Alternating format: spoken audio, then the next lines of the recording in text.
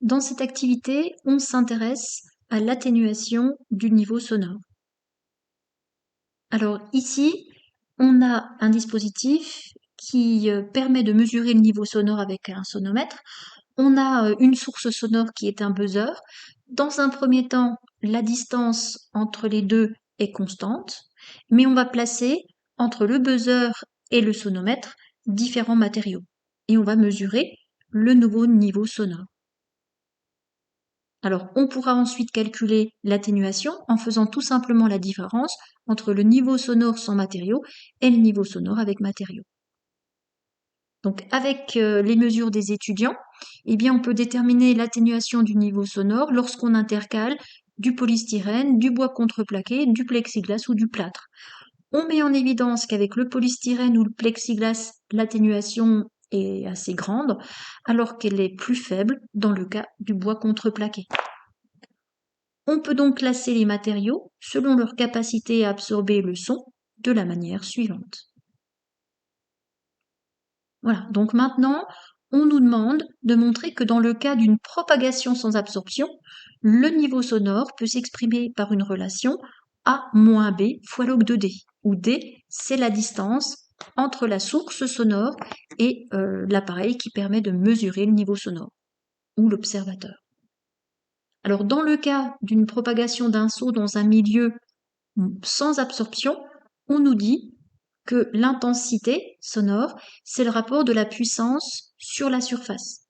Alors, on peut déterminer le niveau sonore par la définition, 10 log de I sur I0, et en remplaçant par l'expression de I, on a une relation qui permet de mettre en évidence le niveau sonore en fonction de la distance D entre la source et l'observateur.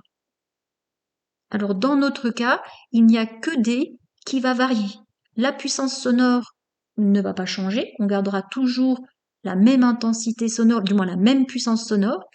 Par contre, la distance D va varier. Alors maintenant, on va utiliser une des propriétés du log décimal. Donc forcément, on doit vous les donner parce que vous ne les voyez pas en maths. Donc la première propriété, c'est log de A sur B qui est égal à log de A moins log de B. Donc tout ça pour pouvoir en fait séparer les termes, constante d'un côté et variable de l'autre. La seule variable étant la distance D. Donc tout ce qui est P, I0 et 4pi, on va le laisser ensemble. Par contre, on va séparer la variable D, plus précisément D carré. Voilà. Donc en utilisant la propriété logarithmique, eh bien on voit qu'on a deux termes qui sont séparés d'un signe moins, c'est une soustraction, avec 10 log D carré. On va passer à une deuxième propriété du log, c'est-à-dire que log de A exposant C, c'est la même chose que C fois log de A. Donc ici, ce qui va nous intéresser, c'est de remplacer le D carré, et log de D carré, c'est la même chose que 2 log de A.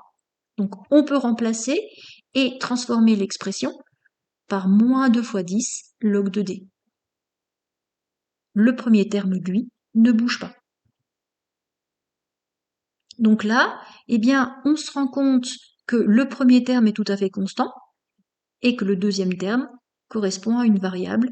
La variable, cette fois-ci, log de D. On peut donc écrire tout simplement que L, c'est égal à A moins B fois log de D, A et B étant deux constantes qu'on peut identifier. Donc dans le cas d'une propagation sans absorption, on peut écrire L est égal à A moins B fois log de D. Donc ça, c'est la théorie. Maintenant, on va la confronter avec les mesures expérimentales du protocole 2. Donc dans ce protocole 2, en fait, on faisait varier la distance D et on mesurait le niveau sonore. Donc là, on ne met plus de matériaux entre la source et le sonomètre. Par contre, c'est la distance D qui varie. Alors, les mesures ont été réalisées par un groupe d'étudiants. Nous, il suffit simplement de calculer le log décimal de D. Dans tous les cas, le résultat donne quelque chose de négatif. À partir de là, eh bien, on va pouvoir tracer la courbe L en fonction de log de D. Plus précisément, ça sera plus simple de tracer la courbe L en fonction de moins log de D pour avoir quelque chose de positif. Et quand on trace la courbe, eh bien, avec les mesures, on constate que les points sont alignés, donc on va pouvoir tracer une droite moyenne. Et si on peut tracer une droite moyenne par rapport à l'expression précédente, eh bien, on voit que la relation est effectivement vérifiée. Donc, moins log de D, ça donne quelque chose de négatif, de positif, pardon. A, eh bien, c'est tout simplement l'ordonnée à l'origine. Et B, ça correspond au coefficient directeur de la droite. Donc, la relation est vérifiée. On peut donc considérer que dans l'air, eh bien, l'absorption est très faible. Donc, on est bien dans le cas d'une propagation du son sans absorption et le phénomène d'absorption est négligeable dans l'air. Alors après, il ne faut pas non plus travailler sur des distances très grandes. Mais en tout cas, avec le dispositif expérimental proposé, eh bien, on peut négliger ce phénomène d'absorption dans l'air. Voilà, donc à partir de là, eh bien, en conclusion, on peut répondre aux questions 4 et 5. Alors, lorsqu'on étudie l'atténuation d'une onde sonore, on utilise deux termes, l'atténuation géométrique et l'atténuation par absorption. Donc, il faut expliquer ces deux expressions. Alors, l'atténuation géométrique, ça vient tout simplement du fait que le niveau sonore diminue quand on s'éloigne d'une source. Par contre, l'atténuation par absorption, eh bien, c'est lorsque le son traverse un milieu matériel dans lequel une partie de la puissance sonore est absorbée. Donc on a vu qu'on avait une atténuation significative dans le cas du plexiglas, dans le cas du bois, même si l'atténuation était plus faible. Par contre, l'atténuation par absorption dans le cas de l'air peut être négligée. Ça sera surtout l'atténuation géométrique qui interviendra donc. Alors, dernière question. Au bord de certaines routes, en particulier dans les zones urbanisées, on crée des murs anti-bruit. Donc il faut préciser le matériau à privilégier. Donc il faut trouver un matériau qui résiste à la pluie et au vent et qui ait une bonne absorption acoustique.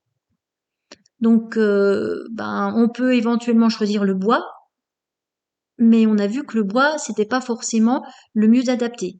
On peut à ce moment-là plutôt choisir du plexiglas ou du verre.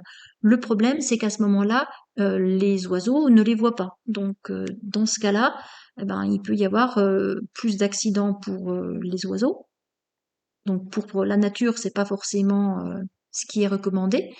Donc, en général, on va utiliser des terres cuites, du bois aussi, on peut le faire, ou encore des bétons poreux. Et à ce moment-là, vous aurez une atténuation qui sera significative et les habitations ne seront pas ennuyées par la circulation. Voilà, l'activité est terminée.